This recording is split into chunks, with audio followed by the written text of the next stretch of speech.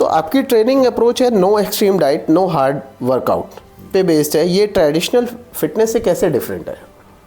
अब जब भी कोई हम अभी इंटरव्यू से पहले भी ये बात कर रहे थे ऑफ द कैमरा कि जब भी बात होती है कि कोई इंसान है जिसकी हेल्थ खराब है, हाँ, उसको अब फिट होने की ज़रूरत है। अब कहीं ना कहीं उसके अंदर एक इंटेंट है फिट होने सही का, बात है, राइट? उसके अंदर आप बोलो कि कहीं ना कहीं एक ऊर्जा है कि मैं कुछ करना चाहता हूँ। अब हमारा काम है उस ऊर्जा को और बढ़ाना। आमतौर पे जब आप किसी ट्रेनर के पास जाओ या किसी डाइटिशियन के पास जाओ तो उनका जो काम होता है आपके अंदर वो ऊर्जा को बढ़ाना की बजाय वो उसको बुझा देते हैं। कैसे? रैप मारे जाओ बस। हाँ, या तो रैप मारी जाओ। डाइटिशियन बोलेगा आपको ये छोड़ना पड़ेगा, वो छोड़ना पड़ेगा। आप देख रहे हो आपकी हेल्थ कहाँ है, राइट? आप किसी जिम ट्रेनर के पास जाओगे, पहले दिन आपसे वेट नहीं उठता, वो कहेगा इतना तो लड़कियां कर लेती हैं।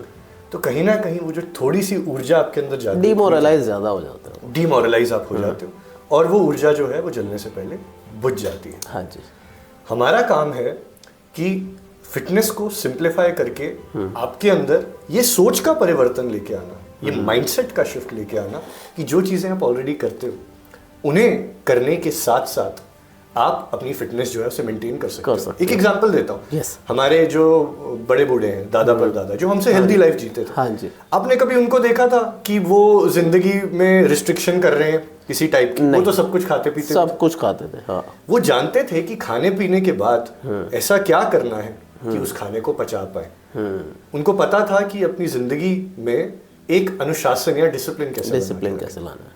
तो अगर आप ये अनुशासन की कला सीख जाते हो फिर आपको कोई भी एक्सट्रीम चीज करने की जरूरत नहीं पड़ती। सही बात। एंड वहीं पे हम जैसे लोग आते हैं जो कि आपकी जिंदगी के जीने का जो नजरिया है, जो पर्सपेक्टिव है, दृष्टिकोण है उसे देखने का, उसे बदलते हैं और वो अनुशासन को लाते हैं आपकी जिंदगी को सैक्रिफाइस करे बगैर, कि आपको त्याग नहीं करना कुछ करे बगैर, लेकिन सारी चीजें करनी है एक संतुलन में करनी है, मैनेज करनी है चीजें। It's all about management I guess. Absolutely. And इसी के साथ फिर एक्सट्रीम डाइट्स के बगैर एक इंसान ट्रांसफॉर्म भी होता है और जिंदगी भर वो ट्रांसफॉर्मेशन को मेंटेन भी रखता है, क्योंकि कोई चीज उसके अंदर बदल जाती है।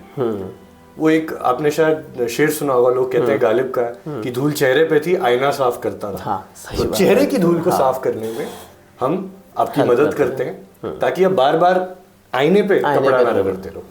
सही बात है सर। बेली फैट सबसे स्टबर्न फैट माना जाता है, साइंटिफिकली इसका क्या रीजन हो सकता है? इसका रीजन बहुत सिंपल है। आपकी जो बेली है, आपका जो अब्डोमिनल एरिया है, आप देखो तो आपके जो सबसे वाइटल ऑर्गन्स हैं वहीं आसपास है, वहीं आसपास है। आपका लिवर, आपकी किडनी, आपका गॉल ब्लैडर, आपके पैनक्रियास, सब वहीं पे। अब होता क्या है कि ये बहुत ही वाइटल ऑर्गन्स हैं, तो बॉडी इन्हें प्रोटेक्ट करना चाहती है। इनकी प्रोटेक्शन के नाम पे हमारी बॉडी में दो प्रकार के फैट होते हैं। एक होता है सबक्यूटेनियस फैट, एक विसरल फैट। विसरल यानी वो फैट जो हमारे ऑर्गन्स के आसपास लदा होता है ताकि वो जो ऑर्गन्स हैं वो सेफ रहे कल को। तो अब सब कुछ वही है, सबक्यूटेनियस भी। और जब हम खाना खाते हैं तो सबसे पहले जब खाना डाइजेस्ट होता है तो अब हमारी जो बॉडी है एक स्टेट में रहती है जिसे बोलते हैं होम्योस्टेसिस, यानी ज्यादा मेहनत नहीं करना चाहती। अच्छा, राइट?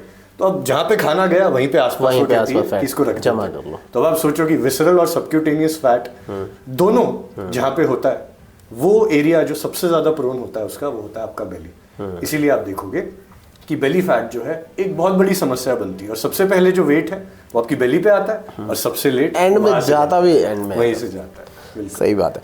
लोग अभी भी मानते हैं सिटअप्स, रनिंग और स्वेटिंग से बेली फैट चला जाएगा। इसमें सबसे बड़ा मिथ क्या है?